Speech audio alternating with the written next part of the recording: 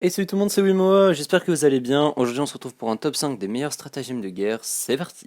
En cinquième position nous avons l'opération Fortitude qui s'est déroulée en mars 1944, qui était une opération de désinformation massive organisée par les Alliés. Les Alliés ont créé une fausse armée gonflable qui était tout simplement un leurre et qui a permis de faire croire à Hitler, en plus des agents doubles qui sont allés dans ce sens, que nous allions débarquer à Calais, alors qu'en fait nous débarquions en Normandie. Les troupes d'Hitler n'étaient donc pas préparées et se sont dirigées à Calais. Connaissez-vous la bataille navale de Salamine? Une référence parmi les batailles navales. Elle a eu lieu au 5e siècle avant Jésus-Christ et opposait le grec Thémistocle aux Perses Xerxès. Les Perses étaient bien plus nombreux que les Grecs, il fallait donc trouver un stratagème pour en venir à bout.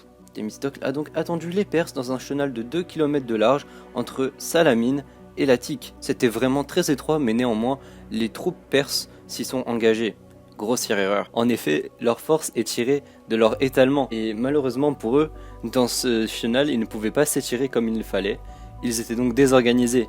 Les Grecs menés par Thémistocle en ont profité pour leur foncer dessus et les ébronner avec leurs bateaux. La mer Égée devient ainsi athénienne et quiconque refuse de se soumettre à l'autorité d'Athènes et de se soumettre à la Ligue de Délos se verra impitoyablement puni.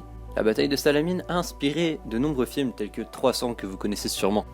Bon, franchement, celle-là, j'étais obligé de la mettre, même si tout le monde la connaît. Pour ceux qui ne connaissent pas la guerre de Troie, c'est quoi? C'est un cheval qui est placé devant la ville de Troie, qui était censé être imprenable.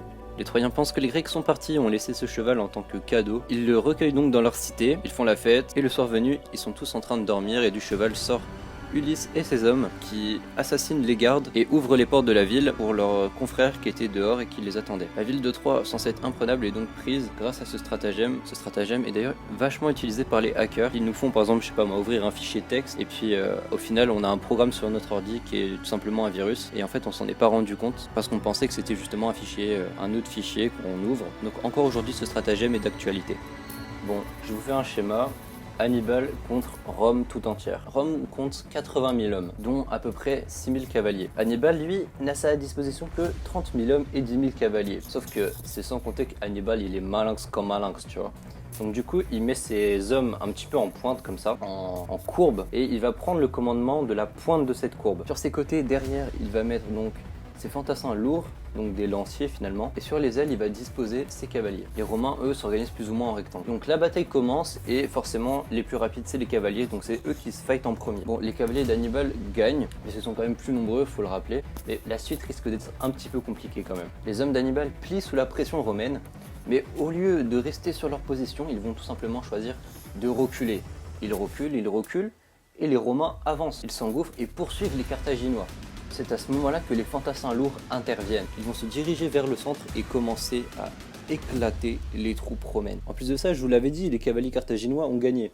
Du coup, ils commencent à revenir.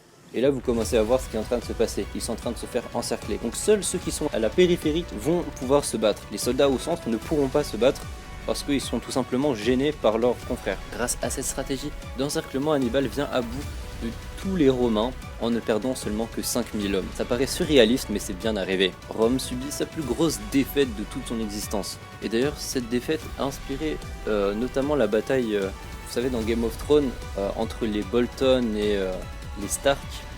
Ils ont appelé cette bataille la bataille des bâtards il me semble ou quelque chose comme ça. Donc voilà, c'est pour la petite anecdote. Et en première position donc on a la bataille d'Hatchin les mecs.